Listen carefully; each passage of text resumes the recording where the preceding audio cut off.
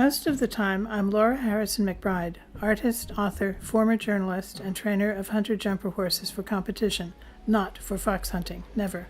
Sometimes I am Nora Ned McBride, illustrator and author of children's books. Often, also, I am a poet who illustrates her books, 2 collections out now, 1 coming up. By way of introduction, I'll read you one of my poems. Mool Mandu.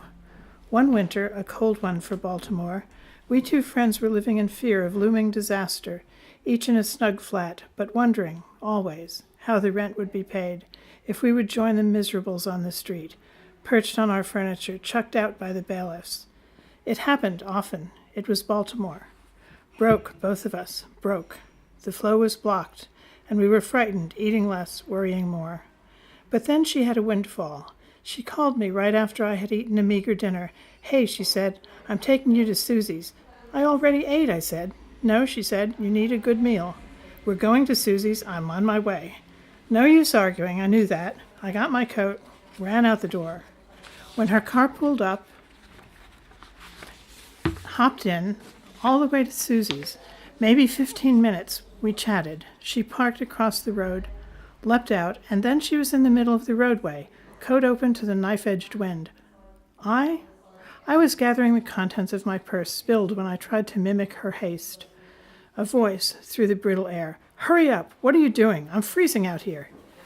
Whizzing cars rocked her as she straddled the white line in the middle of the street. Screw the rogue lipstick. I grabbed my lightened purse, bolted into the street when a kind car slowed. Slammed the car door. "The wind," I shouted, and she reacted to the sound and my muttered shit. Inside, it was warm and smelled of Asian food, Pan-Asian food, spicy, astringent, brown, and warm. I had never been there before. We passed the counter in front where the chefs work. My friend yelled to the Asian lady, "Susie, perhaps?"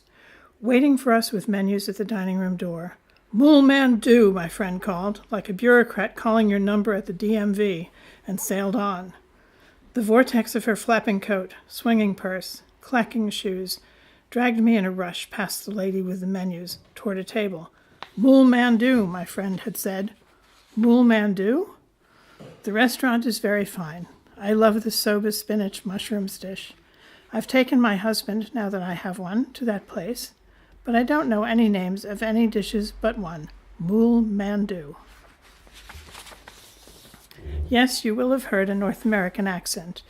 I was born and raised in New York City and spent much of my life in Manhattan.